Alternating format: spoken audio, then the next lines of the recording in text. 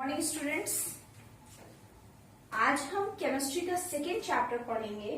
क्या है? Acid, base and salts के बारे में पढ़ेंगे। ठीक है स्टूडेंट्स, हम अपनी डे टू डे लाइफ में बहुत सारे सब्सटेंस क्या करते हैं, यूज करते हैं। ठीक है, हमने क्लास 6 में एक चैप्टर पढ़ा था सॉर्टिंग ऑफ मटेरियल्स। तो वहां पर हमने मटेरियल्स को कुछ कैटेगरीज में या कुछ ग्रुप्स में सॉर्ट आउट करना सीखा था। तो वैसे ही यहाँ पर हमें जो सामान हम अपनी या जो सब्सटेंस हम अपनी डेली लाइफ में यूज कर रहे हैं उसको भी हम क्या एसिड और बेस के बीच में डिवाइड कर सकते हैं। या तो हम कह सकते हैं वो एसिडिक है या फिर बेसिक है, लेकिन आप कैसे डिसाइड करेंगे कि ये एसिडिक है या बेसिक है, उसकी कुछ प्रॉपर्टीज हैं वो हम इस चैप्टर में पढ़ेंगे। तब आप किसी भी सब्सटेंस को एसिडिक या बेसिक में आप इजीली डिफरेंशिएशन कर पाएंगे। ठीक है, और ये जो एसिड है या बेस है ये सिंथेटिक भी हो सकते हैं, यानी कि फैक्ट्रीज में भी क्रिएट हो सकते हैं। ठीक है, या फिर क्या हो सकते हैं, नेचुरल हो सकते हैं जो नेचर ने प्रोवाइड किए। तो आइए अब हम पढ़ते हैं एसिड्स एंड बेस के बारे में। यहाँ पर आप जब स्टार्ट करेंगे, अपनी बुक ओपन करेंगे तो आपको कुछ एग्जाम्पल्स दिखेंगे। ऊपर लिखा हुआ है एसिडिक एसिड। ये कहाँ पाया जाता है? विनेगर, जो सिरका होता है, अगर उसकी बात करें तो उसमें कौन सी एसिड पाई जाती है? एसिटिक एसिड पाई जाती है। फिर आती है बात सिट्रिक एसिड।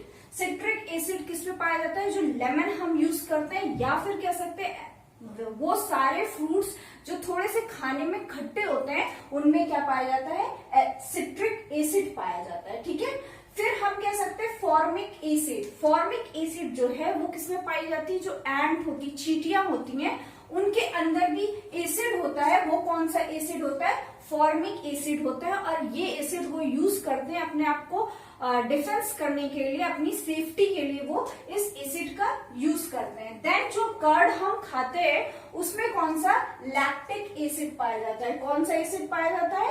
लैक्टिक एसिड पाया जाता है। ठीक है, तो ये कुछ एसिड्स हैं जो हम अपनी डेली लाइफ में यूज करते हैं।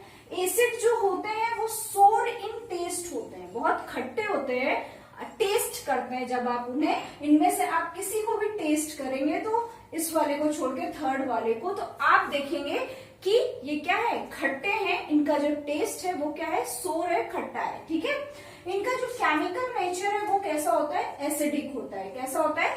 एसिडिक होता है। ठीक है, इस बॉक्स में कुछ बेसिस दिए हुए हैं, जैसे अमोनिया। ये किसमें यूज होता है? जितने भी क्लीनर्स हमारे घर में होते हैं उन सब में क्या यूज होता है? अमोनिया यूज होता है। देन पोटेशियम हाइड्रोक्साइड, जो सोप आप यूज करते हैं उसमें क्या होता है? Potassium hydroxide. ठीक है, और सोडियम बाइकार्बोनेट, इसे हम बेकिंग सोडा कहते हैं। जब आप घरों में कोई चीज बेक करते हैं उस टाइम पे आप जो यूज करते हैं वो क्या होता है? Sodium bicarbonate. तो ये कुछ बेसिस हैं जो हम अपनी डेली लाइफ में यूज करते हैं। जो बेस है उसकी क्या प्रॉपर्टी होती है?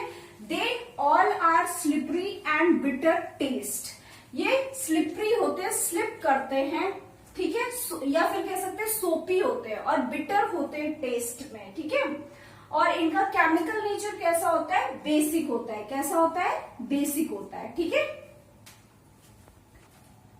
तो कुछ जनरल आइडिया हमने ले लिया एसिड्स और बेस के बारे में। अब हम डिटेल में पढ़ेंगे एसिड के बारे में। ठीक है, तो एसिड तो पहले हमने देख लिया कि ये कैसा टेस्ट करने में, अगर आप इन सबको टेस्ट करेंगे तो ये आपको कैसे होंगे? खट्टे समझ में आएंगे टेस्ट में, और इनका जो नेचर होता है वो एसिडिक होता है। ठीक है, फिर हम पढ़ेंगे टाइप्स ऑफ एसिड्स। ठीक है, some acids are highly corrosive liquid which can harm अस।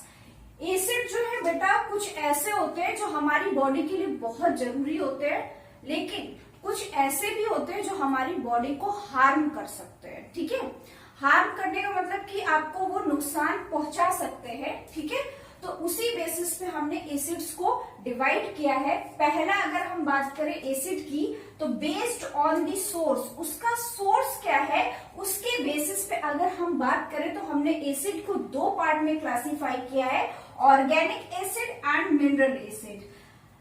उसका सोर्स क्या है, वो आपको कैसे मिल रहा है वो एसिड, उस बेसिस पे हमने ऑर्गेनिक एसिड और मिनरल एसिड पर उसे डिवाइड किया है। ठीक, फिर अगर हम बात करें कि उसकी बेस्ड ऑन स्ट्रेंथ, उसकी स्ट्रेंथ क्या है, उसकी ताकत क्या है, वो आपको कितना हार्म कर सकता है, वो आपके लिए कितना यूजफुल है, इसकी बात करें तो उसके बेसिस पे हमने एसिड को दो पार्ट में डिवाइड किया है। वो क्या है, strong acid and weak acid. ठीक है, इन सबको अभी हम डिटेल में पढ़ेंगे। सबसे पहले पढ़ेंगे ऑर्गेनिक एसिड को। ठीक, तो अभी हम पढ़ेंगे organic acids. Organic acids present in living organism, ऐसे एसिड्स जो लिविंग ऑर्गेनिज्म में प्रेजेंट होते हैं, या फिर कह सकते हैं प्लांट या फिर एनिमल्स में प्रेजेंट होते हैं, या फिर प्लांट और एनिमल्स से जो प्रोडक्ट्स हमें मिलते हैं वहां पर प्रेजेंट होते हैं, उन्हें हम कहते हैं ऑर्गेनिक एसिड। तो organic acid living organism, plant, animal या फिर उनके प्रोडक्ट्स में हमें मिलते हैं। इनका नेचर कैसा होता है, माइल्ड इन नेचर, ये हमें हार्म नहीं करते हैं। ठीक है, डू नॉट हार्म अस। ठीक है, ये हमें हार्म नहीं करते, कोई नुकसान नहीं पहुंचाते हैं। एग्जाम्पल में सिट्रिक एसिड, सिट्रिक एसिड जो है वो एप्पल उस पर पाया जाता है। ठीक है, लैक्टिक एसिड जो कर्ड हम खाते हैं उस पर लैक्टिक एसिड होता है, वो क्या खाने से आपको कोई हार्म होता है, नहीं, वो आपकी बॉडी के लिए क्या है, यूजफुल है। ठीक है, मैलिक एसिड जो है वो एप्पल में पाया जाता है। ठीक है, फॉर्मिक एसिड जो है वो एंट्स में पाया जाता है, ये अपने डिफेंस के लिए यूज करती हैं। किसके लिए, डिफेंस के लिए यूज करती हैं। जब आपको ये एंट मतलब बाइट करती है तो उस समय आपके ऊपर कौन सा फॉर्मिक एसिड छोड़ देती हैं, उससे आपको थोड़ा सा इरिटेशन हो सकता है, आप मतलब मूव कर रही है वो, और अगर आपका कोई बॉडी पार्ट वहां पर आ गया और उस पर उन्होंने कट कर लिया तो वो कौन सा फॉर्मिक एसिड छोड़ेंगी, और वो एसिड आपको हार्म नहीं करेगा, बस थोड़ा सा इरिटेशन देगा और उसके बाद वो क्या हो जाएगा, सही हो जाएगा। उसके बाद टैट्रिक एसिड जो इमली वगैरह में पाया जाता है उसमें टैट्रिक एसिड होती है, ये भी हमें हार्म नहीं करता है। ये कुछ एसिड्स हैं जो हमें बिल्कुल भी हार्म नहीं करते, ये कहीं ना कहीं हमें क्या, हमारी बॉडी को रेगुलेट करने में, उसके फंक्शन को अच्छे से करने में हेल्प करती हैं। ठीक है, फिर दूसरा पार्ट हमने पढ़ा था मिनरल एसिड, या फिर इसका दूसरा नाम है इनऑर्गेनिक एसिड। दोनों एक ही बात है। ये क्या है, these acids that are prepared from minerals present on the earth. ये क्या है, प्रिपेयर किए जाते हैं कहां पर, लेबोरेटरीज में। किससे, जो मिनरल्स पाए जाते हैं अर्थ में उनसे हम इन्हें प्रिपेयर करते हैं, कहां पर, लेबोरेटरीज पे। ठीक है, तो ये जो है वो क्या होते हैं, स्ट्रॉन्ग होते हैं, बहुत ज्यादा स्ट्रॉन्ग होते हैं। अगर ये आपकी बॉडी पर या स्किन पे या क्लॉथ पे कहीं पे भी गिर जाते हैं तो ये आपको बहुत ज्यादा इफेक्ट कर सकते हैं, आपकी बॉडी को बहुत ज्यादा हार्म कर सकते हैं। इनका जो एसिडिक नेचर होता है वो बहुत ज्यादा हाई होता है। इसके कुछ एग्जांपल्स हैं, जैसे कि sulphuric acid H2SO4, hydrochloric acid HCl and citric acid HNO3। ठीक है, तो ये कुछ एसिड्स हैं जो हमें क्या कर सकते हैं, हार्म कर सकते हैं, या फिर कह सकते हैं मिनरल एसिड या इनऑर्गेनिक एसिड्स हमारी बॉडी को कहीं ना कहीं अगर हमारी बॉडी पर गिर जाते हैं या फिर हम उनके टच में आ जाते हैं तो वो हमें क्या करेंगे, हार्म करेंगे। ठीक है, तो स्ट्रेंथ के बेसिस पे हमने दो पार्ट में देखा था कि डिवाइड होता है strong acid and weak acid. अब यहाँ पर हम पढ़ेंगे स्ट्रॉन्ग एसिड क्या है और वीक एसिड क्या है। स्ट्रॉन्ग एसिड जो है वो कोरेसिव इन नेचर होते हैं। ठीक है, मतलब एक तरीके से कहते हैं बहुत जल्दी कोरेसिव हो जाते हैं, बहुत जल्दी हीट आने लगती है उनसे। ठीक है, और ये क्या है, they can harsh and cause damage. ये क्या कर सकते हैं, हमारी बॉडी को हार्श कर सकते हैं या फिर डैमेज कर सकते हैं, जैसे कि स्किन और क्लॉथ्स को।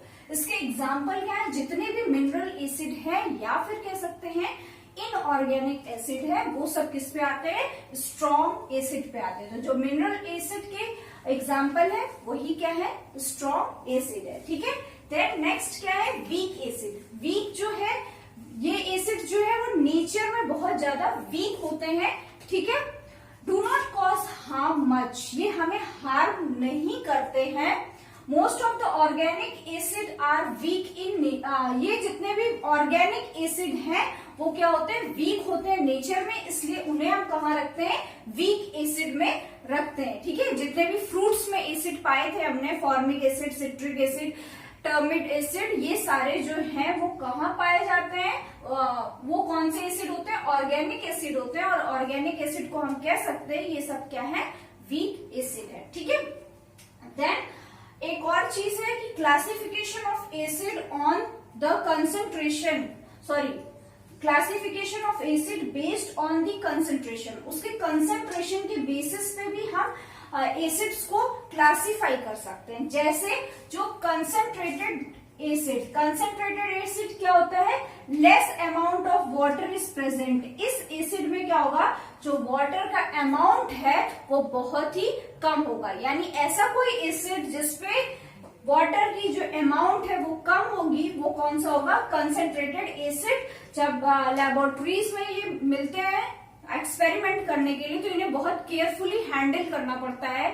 अगर आप इनमें वाटर ऐड करते हैं तो बहुत धीरे धीरे ऐड करते हैं, अगर आप अचानक से वाटर ऐड कर देंगे तो ये बहुत ज्यादा हीट प्रोड्यूस कर देंगे और कोई एक्सीडेंट हो सकता है। ठीक है, तो इन एसिड्स को बहुत ही केयरफुली यूज किया जाता है। Then next one is dilute acid. Dilute acid क्या होता है, more amount of water is present, इस एसिड में क्या होता है, अमाउंट, जो वाटर का अमाउंट है वो काफी ज्यादा होता है। कह सकते हैं कि ये आपको उतनी जल्दी हार्म नहीं करेंगे जितनी जल्दी कंसेंट्रेटेड एसिड कर सकते हैं। ठीक है, तो यहाँ पर आपको मिलेगा let's try first. Let's try first आप अपनी कॉपी में करेंगे। ठीक है, अब हम पढ़ेंगे प्रॉपर्टीज ऑफ एसिड्स। तो नेक्स्ट हम पढ़ रहे हैं प्रॉपर्टीज ऑफ एसिड्स। एसिड्स की कुछ प्रॉपर्टीज हैं, उनको पढ़ रहे हैं तो आप एसिड को इजीली आइडेंटिफाई कर पाएंगे कि ये एसिड है। ठीक है, पहली बात, एसिड जो है वो सोर इन टेस्ट है। स्टार्टिंग से ही पढ़ रहे हैं कि ये टेस्ट करने पे कैसे होते हैं, सोर होते हैं। लेकिन आपको ये बात समझ लेनी है कि जो वीक एसिड है, यानी जो फ्रूट्स में पाए जाते हैं, आप केवल उन्हें ही टेस्ट कर सकते हैं। ऐसा ना हो कि आप स्ट्रॉन्ग एसिड्स को, जो क्या कहते हैं हमारी बॉडी को बहुत ज्यादा हार्म कर सकते हैं, उन्हें आप टेस्ट नहीं कर सकते। इस बात को याद रखिएगा कि सिर्फ जो वीक एसिड है आप उन्हें ही टेस्ट कर सकते हैं, या कह सकते हैं ऑर्गेनिक एसिड्स को ही आप टेस्ट कर सकते हैं। ठीक है, they are soluble in water, जितने भी एसिड्स होते हैं वो वाटर में इजिली सोल्यूबल हो जाते हैं, उनके साथ मिक्स हो जाते हैं, उनके साथ सॉल्यूशन क्रिएट कर लेते हैं। ठीक है, दे कंडक्ट इलेक्ट्रिसिटी, एसिड्स जो है वो क्या करते हैं, इलेक्ट्रिसिटी कंडक्ट करने में हेल्प करते हैं। ठीक है, they are corrosive in nature, ये नेचर में बहुत ही ज्यादा कोरोसिव होते हैं। ठीक है, इनसे बहुत ज्यादा कह सकते हैं एक तरीके की हीट निकलती है। जो स्ट्रॉन्ग एसिड होते हैं या फिर मिनरल एसिड, या कह सकते हैं उसी का दूसरा नाम इनऑर्गेनिक एसिड्स जो होते हैं वो कैसे होते हैं, नेचर उनका कैसा होता है, कोरोसिव होता है, बहुत ही ज्यादा हाईली डेंजर होते हैं, या कह सकते हैं डेंजरस होते हैं। ठीक है, यहाँ पर लिखा हुआ है एक चीज, जब आप किसी एसिड को लेंगे उसके साथ मेटल को मिक्स करेंगे, यानी एसिड को लेकर मेटल के साथ उसका रिएक्शन कराएंगे, तब आपको क्या मिलेगा, सॉल्ट एंड हाइड्रोजन गैस मिलेगी। क्या मिलेगी, सॉल्ट एंड हाइड्रोजन गैस। इस बात को याद रखिएगा, जब आप किसी एसिड और मेटल का रिएक्शन करते हैं तो आपको प्रोडक्ट में हमेशा सॉल्ट और हाइड्रोजन गैस ही मिलेगी। यहाँ पर एक एग्जांपल दिया हुआ है, ये मेटल में आयरन, जिंक, एल्युमिनियम, ये सारी चीजें हो सकती हैं। ठीक है, इसके बाद ये क्या है, एक मेटल है, क्या है, मेटल है, और ये क्या है, एसिड है। ठीक है, जिंक, मेटल को लिया आपने, उसको रिएक्ट कराया सल्फ्यूरिक एसिड के साथ, तो आपको क्या मिलेगा, जिंक सल्फेट मिलेगा, और साथ में क्या मिलेगी, हाइड्रोजन गैस मिलेगी। ये क्या है, ये सॉल्ट है। क्या है, सॉल्ट है, और ये तो आपको समझ में ही आ रहा है कि ये क्या है, हाइड्रोजन गैस है। ठीक है, इसके बाद यहाँ पे लिखा है they react with bases to form salt and water.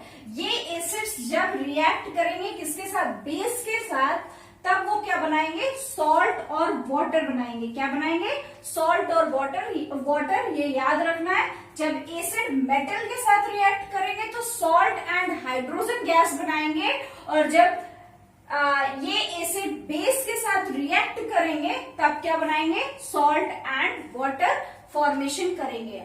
I think आपको ये सारी चीजें समझ में आ गई होंगी। अगर नहीं समझ में आई है तो आप प्लीज क्या कहते हैं अपने व्हाट्सएप पे इस वीडियो को देखने के बाद अपने क्वेश्चंस मुझसे अराइज कर सकते हैं, ठीक है। और प्लीज क्या कहते हैं जैसे बाकी लोग रिस्पॉन्स कर रहे हैं, कोशिश करिए कि सभी जितने भी बच्चे इन वीडियोस को देख रहे हैं वो इनके साथ रिस्पॉन्स करें, अपनी क्वेरीज को पूछें और जो भी प्रॉब्लम है उसको हमसे पूछ सकते हैं, ठीक है। तो अब हम अपने नेक्स्ट वीडियो में मिलेंगे और उस पे हम पढ़ेंगे यूजेस ऑफ एसिड, एसिड्स के क्या यूज है वहां से स्टार्ट करेंगे। तब तक के लिए गुड बाय।